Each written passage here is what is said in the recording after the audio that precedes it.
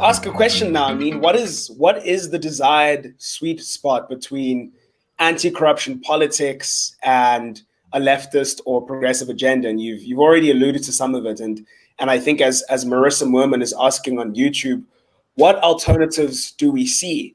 What politics do we see emerging that offer something else? And I think to add more onto that, you get the sense that I mean, you've all already said that anti-corruption by itself can't be a sufficiently substantive politics, but one feels that especially in this day and age, given the defeat of the left across most of the world, anti-corruption ends up being that thing that is able to bind all of these competing interests and fragmented movements together, precisely because it's so outrageous.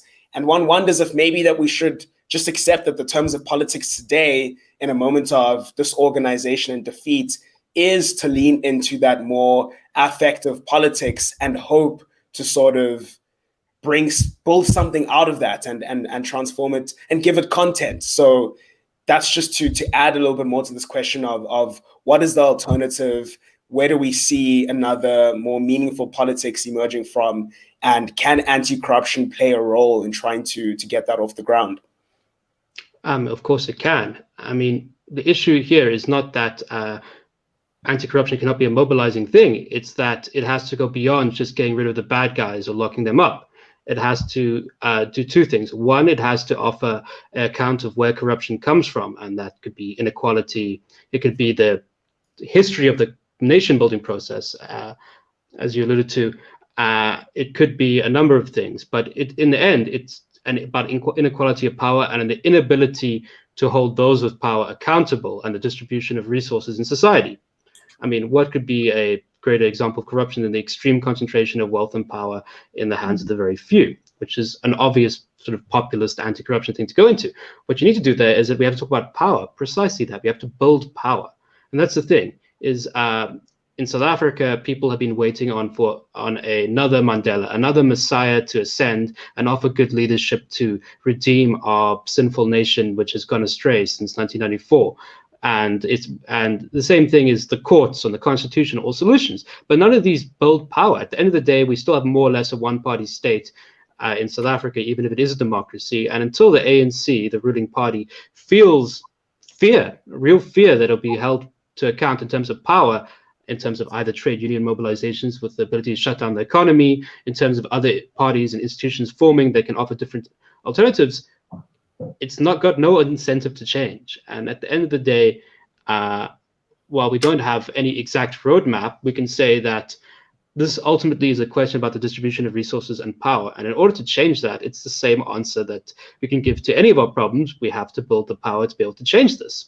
And obviously, there's a bunch of technical and specific responses that you could ask to the issues of corruption in terms of procurement policy, tender policy, and all of that. But for me, focusing on the technical aspects admits this is just a political problem. And we have to face the fact that in many cases we have been defeated or reasonably weak. But this is something we have to face if we're going to talk about having a future. And I just want to end with this, is that part of what systemic corruption in Africa and elsewhere has produced is a cycle of diminishing expectations, where people no longer expect anything from the state but corruption.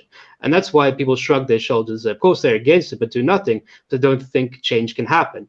And this is why corruption has this terrible decaying effect on politics, is it produces continued lack of expectations from their leaders. In fact, it helps the corrupt to have more corruption scandals at times in the news, but it just makes people more cynical. Yeah, I totally agree with you, Ben. And you know, this is hopefully not a long-winded thinking through, but in thinking about Nigeria and seeing how it seems from my faraway perspective, they were able to have a cross-class mobilization that removed that special unit. That's really amazing, because here we're always struggling with apathetic middle-class people. I'm also middle class, so I think I can talk crap about middle-class people, but who there's nothing you can do to make them link forces with like poor struggling workers. Yani, you can try anything, and so it's so hard to forge cross-class mobilization. But on any issue, talk about police violence, they don't care. Talk about lack of food, they just want charity. But maybe, and this is my very hopeful self, maybe anti-corruption appears to be like an issue that mobilizes people across these dynamics. And hopefully, as an alternative, as a possibility, it can be the place for you for coming together that then allows us to think about issues beyond corruption. This is my very hopeful self. I'm just trying to be hopeful.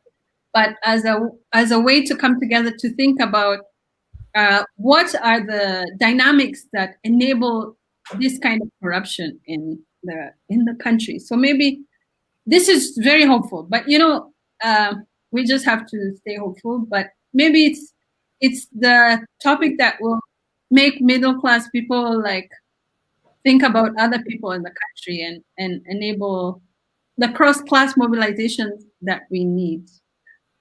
And then we'll be able to go beyond this vacuous politics.